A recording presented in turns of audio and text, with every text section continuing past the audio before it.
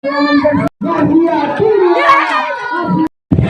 mga kasisi, ngayon nga ay may liga ang anak ko, so magbabasketball sila, nag-warm up muna sila. Ito namang stage mom na ina nyo ay naganda na ng tubig, bimpo, kasi syempre manonood ako sa anak ko na maglalaro ng basketball. Naalala ko pala, last time na nanonood ako ng basketball at nag-cheer ako ay noong high school pa lang ako, kasi syempre mga time na yun may mga pinsan tayo, mga classmates, tsaka crush, kailangan natin i-cheer para hindi halata na crush natin, cheer natin sa basketball. So kaya naman ngayon anak ko nang cheer ko. 1-0, 1-0, single.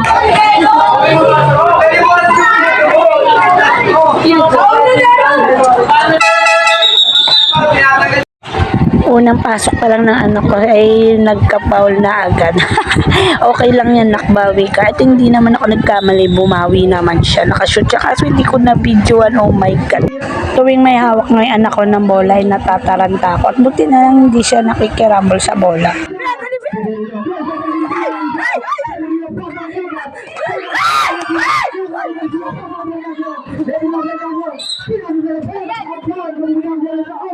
Oh, narinig nyo ba yung tili ko? Diba? Lakas ba? Nairita nga sa akin yung panganay ko anak kasi ang ingay ko, napili ako ng tili, katabi ko siya. Eh, siyempre natural lang yun, diba? Na-excite ka.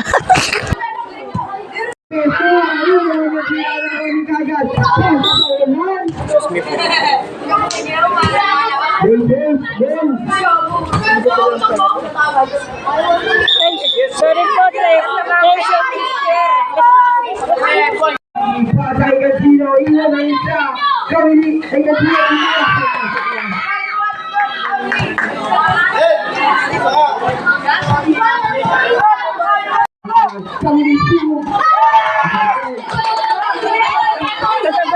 Natuwa nga kami ng kuya niya kasi lamang sila 18 versus 15. O diba, ganun-ganun lang, lilit ng mga kasama niya pero nalo pa sila. O,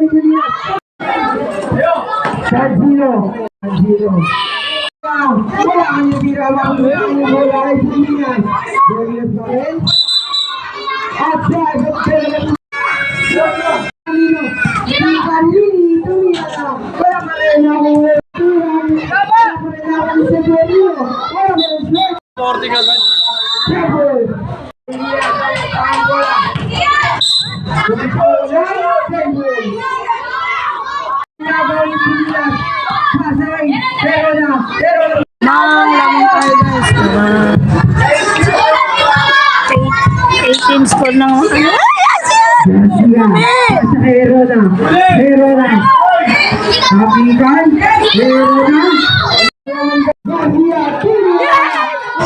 sa wakas nakashoot din ng anak ko. Di ba panalo sila? Congrats na.